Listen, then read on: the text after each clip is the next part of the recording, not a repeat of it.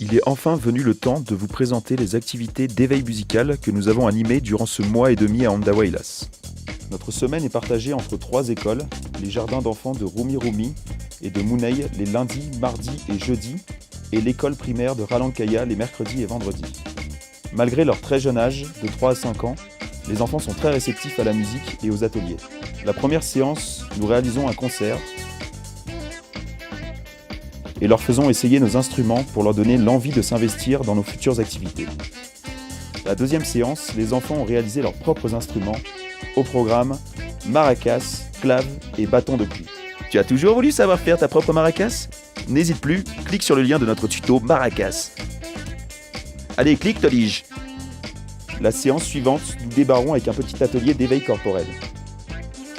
Puis nous enchaînons sur une chanson éducative sur les parties du corps en espagnol et en français. Nous les initions ensuite aux musiques et danses du monde et à leurs différents tempos. Timides au début, les enfants se lâchent enfin. Valse, musique classique, musique orientale, disco, reggae et techno.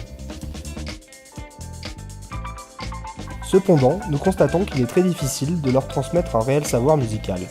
En effet, les enfants sont trop petits pour assimiler des bases théoriques sur la musique. Le vrai challenge est donc avec les enfants de l'école de Ralankaya.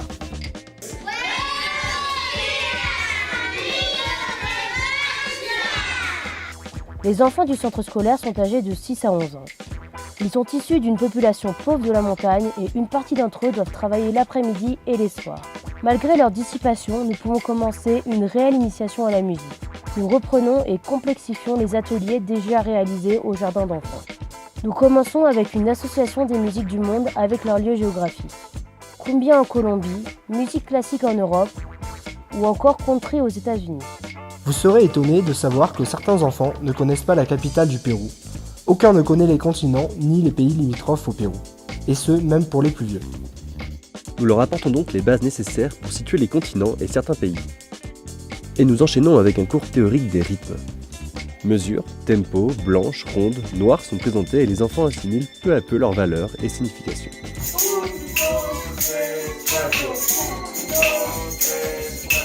La séance suivante, nous faisons un rappel géographique et rythmique avec notamment le jeu de chef d'orchestre.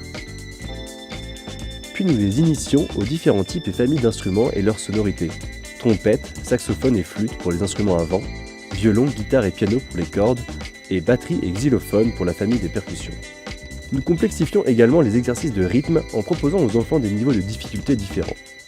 Les séances suivantes, nous préparons un petit spectacle où nous intégrons les enfants à nos morceaux. Chant et danse sur Le lion est mort ce soir pour les 6 ans,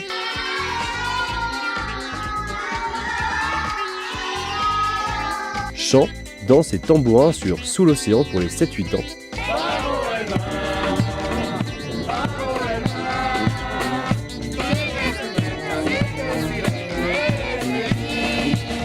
Introduction rythmique de Les crocodiles avec tambourin et clave agrémenté de chant et danse pour les 9 ans.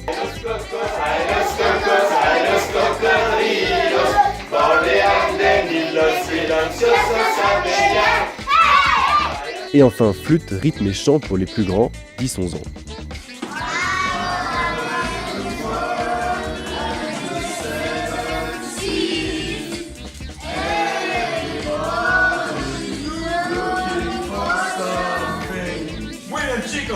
Pour conclure sur ces ateliers, la découverte des musiques du monde et des instruments ont été un succès.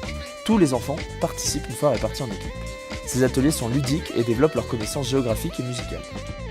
Les ateliers rythmiques ont un bilan plus mitigé. Les enfants sont facilement distraits, les plus perturbateurs n'essaient pas et utilisent les instruments pour distraire le cours. Cependant, beaucoup s'investissent et progressent vite. Le bilan est le même pour les chants, danses et morceaux de percussion montés pour le spectacle. Pour nous, ces ateliers constituent un bon exercice en vue de notre action dans la prochaine association en Colombie, l'ARN. De plus, les professeurs ont la volonté de continuer les classes de musique avec les instruments que l'on offre à l'école, ce qui est pour nous un signe de la pérennité de notre action.